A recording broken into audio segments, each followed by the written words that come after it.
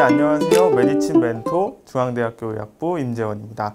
오늘 준비한 영상은 가계도에 대한 영상인데요.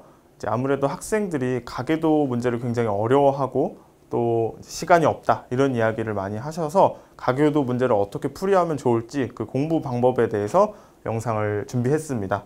근데 이제 영상을 시청하시기에 앞서 가지고 제가 정말 밤새서 힘들게 마련한 자료가 있거든요. 열심히 혼자 타이핑하고 오타도 찾고 해서 만든 자료가 있으니까 꼭 영상 시청하실 때 자료 함께 봐주셨으면 좋겠습니다. 자료는 여기 이제 링크 메디친 사이트에 가셔가지고 다운로드 받으시고 영상 보실 때 꼭 인강처럼 참고해 주셨으면 좋겠습니다.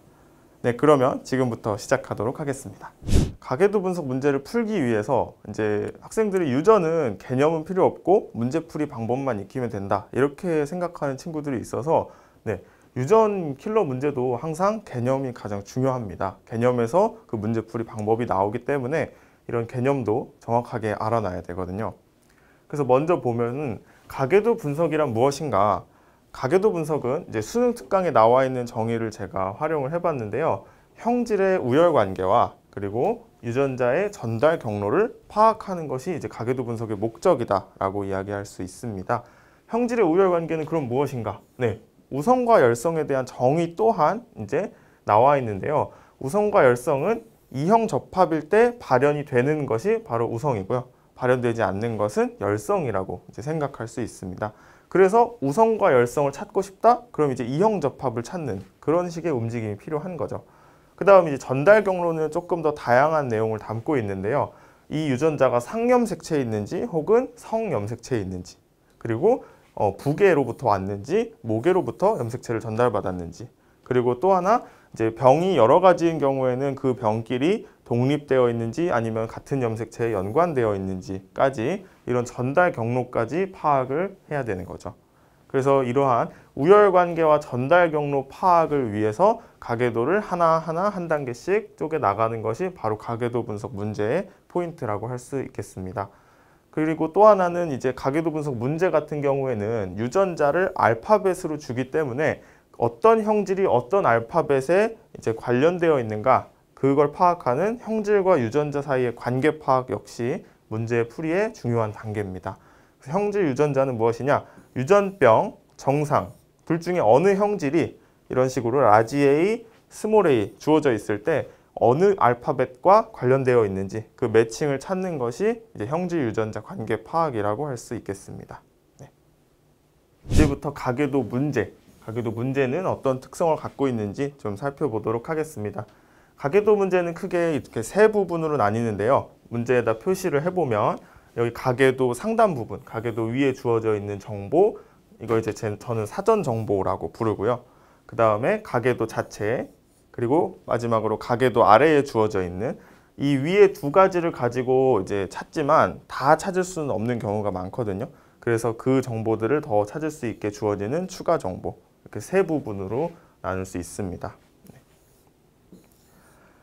자, 그리고 가계도 문제를 풀이할 때는 순서가 굉장히 중요한데요. 이 순서 역시 이 부분에 따라서 저는 이제 순서를 정합니다. 그래서 상단 부분에 있는 사전 정보를 파악하는 것이 이제 첫 번째 단계, 그 다음에 가계도를 파악하는 단계가 두 번째 단계, 추가 정보를 이용해서 모자른 정보들을 찾아내는 걸 세 번째 단계, 그리고 마지막으로 이제 얻어진 정보를 종합을 해가지고 여기 있는 가계도를 완성해서 보기 기억 니은 디귿을 풀어내는 거를 마지막 네 번째 단계라고 하는데, 보통 이제 학생들이 이 두 번째 단계까지는 금방 수업을 듣고 적용을 시킬 수 있는데 이 세 번째 단계 이후로는 정말 많은 연습이 필요합니다. 한번 듣는다고 해서 그걸 바로 적용할 수 있는 것은 아니고 그걸 적용하는 연습을 굉장히 많이 해봐야 되는데요. 그래서 일단 오늘은 여기 두 번째 단계까지 설명을 하고 그 다음에 이제 또 세 번째 단계 이후에 대한 설명도 진행하도록 하겠습니다. 먼저 첫 번째 단계인 사전정보 정리인데요. 여기는 말 그대로 여기 나와 있는 가계도 윗부분의 정보를 알아보기 쉬운 형태로 정리하는 것입니다. 그래서 하나 예시를 지금 들어보면은 이거는 작년에 시행된 6월 모의평가 가계도 문항인데요. 보시는 것처럼 가는 대립 유전자 A와 A, 나는 B와 B, 다는 D와 D에 의해 결정되고 그리고 각각 대문자가 소문자에 대해 완전 우성이라는 정보를 줬습니다. 그리고 가에서 다 중 2개는 X 염색체 그리고 나머지 하나는 상염색체에 있다고 하니까 이거를 알기 쉽게 정리하면 네, 이렇게 정리해 볼 수 있을 것 같습니다. 이걸 저도 실제로 문제풀이 공간에 여백에 적어 놓습니다. 보통 이제 시험지 여백에 이런 공간 있잖아요. 이런 데를 활용해서 이런 걸 조그맣게 적어 주시면 좋을 것 같습니다. 지금 보시면은 형질과 유전자의 사이의 관계는 아직 주어져 있지 않죠. 어떤 유전자가 병이고 어떤 유전자가 정상인지는 주어져 있지 않고요. 그 다음에 누가 상염색체에 있고 누가 성염색체에 있는지도 확실히 주어져 있지는 않은 상황입니다. 그리고 우열 관계도 역시 누가 어떤 형질이 지금 어떤 유전자에 있는지 모르기 때문에 우성열성도 역시 파악을 해야 되는 거죠. 네. 그리고 저는 이제 여기서 만약에 이후에 문제에서 어떤 유전자가 병이다 이런 걸 찾았을 때 병 유전자에 이런 식으로 동그라미를 해가지고 표현을 합니다. 네. 이런 식의 정리를 할 수 있을 것 같고요. 여기까지가 이제 사전 정보 정리 파트입니다. 여기는 사실 크게 어려울 것도 없고 금방금방 이제 적용할 수 있겠죠. 네, 다음으로 이제 두 번째 단계인 가계도 자체를 분석하는 단계인데요. 네, 여기부터 조금 이제 어려워지기 시작합니다. 가장 먼저 해야 할 일은 각 사람이 가지고 있는 병을 표시하는 일인데요.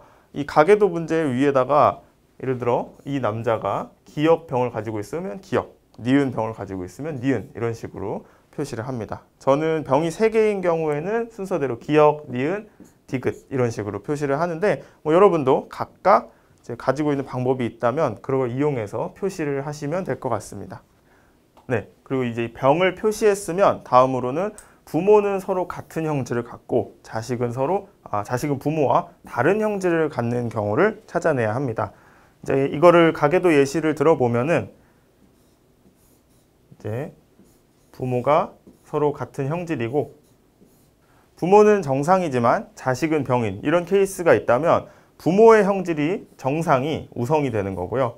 자식이 이제 열성, 병이 열성이 되는 겁니다. 이게 왜 그런지는 이제 수능 특강에도 설명이 나와 있는데요. 간단하게만 말씀드리면 만약에 부모가 열성이라면 열성 유전자만 갖는 부모들 사이에서 우성 유전자가 절대 나올 수 없기 때문에 물론 단 돌연변이가 없다는 전제가 필요하겠죠. 그렇지만 이제 열성 유전자 사이에서 우성 유전자가 나올 수 없기 때문에 그래서 부모가 우성이고 자식이 열성이 되는 겁니다. 근데 이거는 사실 한 번에 너무 많은 정보를 주기 때문에 과거 한 10년 전 기출문제에는 나올 수 있었지만 요즘 기출문제에는 거의 등장하지 않는다고 할 수 있겠습니다. 네, 다음으로는 이제 남자 환자의 엄마와 딸 중에 정상인 사람을 찾아내야 하는데요. 이것도 역시 귀류법을 통해 증명할 수 있습니다. 예를 들어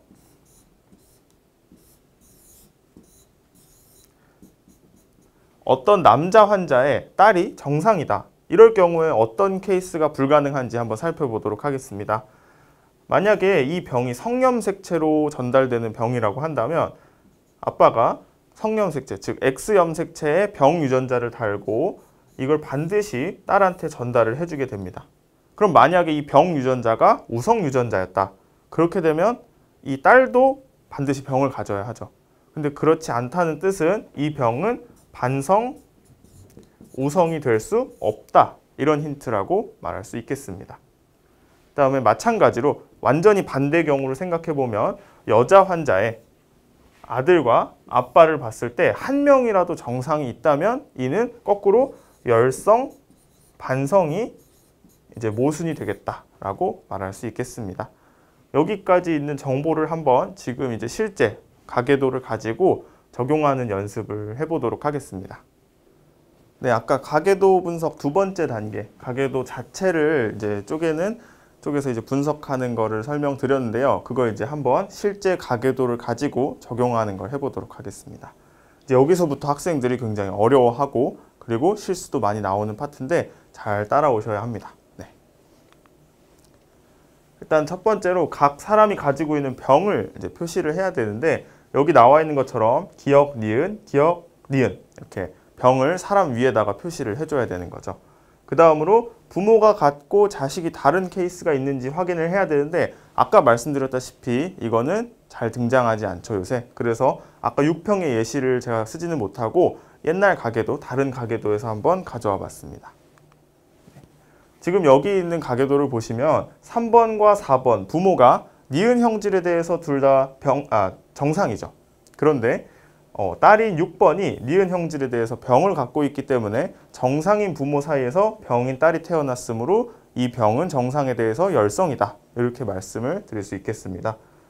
그 다음으로 이제 반성 우성과 반성 열성 모순을 찾는 그 남자 환자의 엄마 딸, 그리고 여자 환자의 아빠와 아들을 보는 케이스에 대해서 설명을 드리도록 하겠습니다. 제가 이쪽으로 와서 여기 보시면은 아까 말씀드린 6평의 가계도가 있는데요. 우선 병을 한번 표시해 보도록 하겠습니다.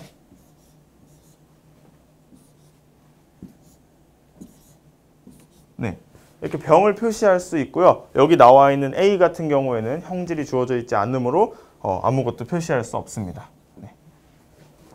자, 여기서 아까 말씀드렸다시피 부모가 같고 자식이 다른 케이스는 없죠.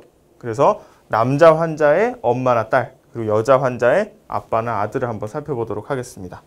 지금 보시면 남자 환자인 1번의 딸인 5번이 기억에 대해서 정상이죠. 그렇기 때문에 기억병은 반성 우성이 될 수 없습니다.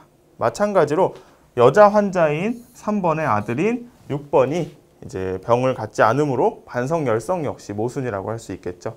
그래서 요약을 해보면 가형질은 반성 열성, 반성 우성 모두 모순이기 때문에 바로 상념색체에 있는 질병이라고 이야기할 수 있습니다.